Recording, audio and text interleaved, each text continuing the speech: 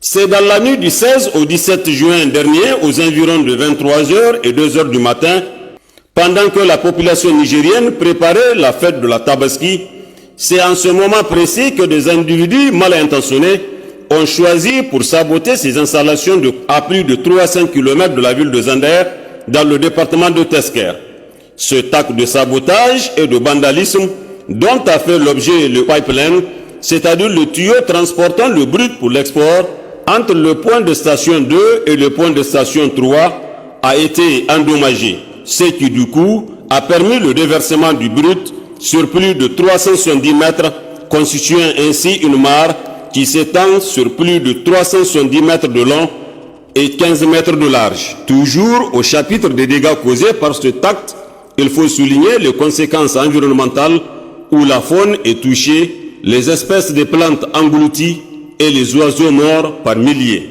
Bref, un constat amer se dégage de cette situation déplorée par le premier responsable de la région, le colonel Issoufou Labou.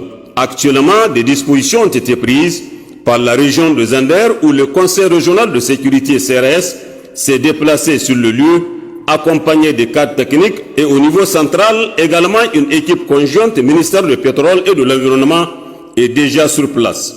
Toutes ces équipes, avec l'appui des experts chinois et locaux, mis en place par la région et WAPO, sont à pied d'œuvre pour solutionner cette situation désagréable créée par des individus sans foi ni loi pour détruire la richesse du peuple nigérien. C'est pourquoi le gouverneur de la région de Zander a laissé entendre que la loi, oui, la loi dans toute sa rigueur, sera appliquée sans pitié aux auteurs et complices de ces actes. D'ores et déjà, nous avions réuni un certain nombre d'informations au niveau du CRS et avec toute la batterie judiciaire, en tout cas nous avions des indices sur les présumés acteurs ayant participé à la réalisation de cet acte. Tous ceux qui ont contribué, participé à cet acte vont être interpellés et vont être jugés conformément à leur acte terroriste et conformément aux lois et règlements en vigueur de notre pays. Et au niveau du CRS, nous avions pris des dispositions.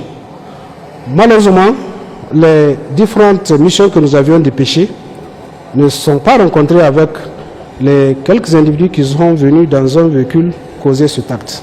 Mais nous continuons à assumer la sécurité. L'État va continuer à assumer la sécurité de ces pipes en collaboration avec les sociétés ou les entreprises qui l'ont mis en place. L'essentiel est que nous puissions continuer à produire ce pétrole, à le faire couler d'une destination à une autre dans de très bonnes conditions. Il faut également souligner que sur place, l'État voulait faire la lumière, oui, toute la lumière sur cette situation.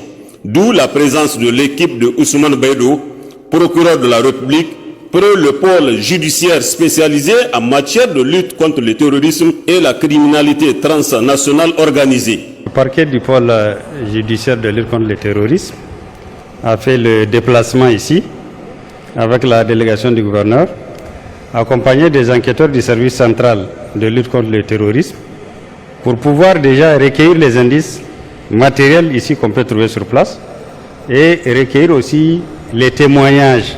Parce que quand un acte criminel est posé, il n'y a aucun acte parfait. Donc les témoignages que nous allons obtenir ici et tous les indices que nous allons prendre ici, c'est des indices de grande valeur pour nous. Voilà pourquoi nous avons tenu à faire le déplacement. Et comme l'a dit le gouverneur, il y a des menaces déjà qui ont été proférées par un groupe terroriste qui a posé l'acte. Donc déjà on sait quel est le groupe qui a la paternité de l'acte. Et cet acte-là a été revendiqué aussi.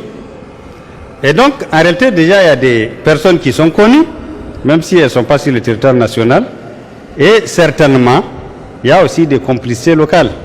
Donc, tout cela, l'enquête va révéler non seulement comment ça s'est passé, mais qui sont impliqués dedans.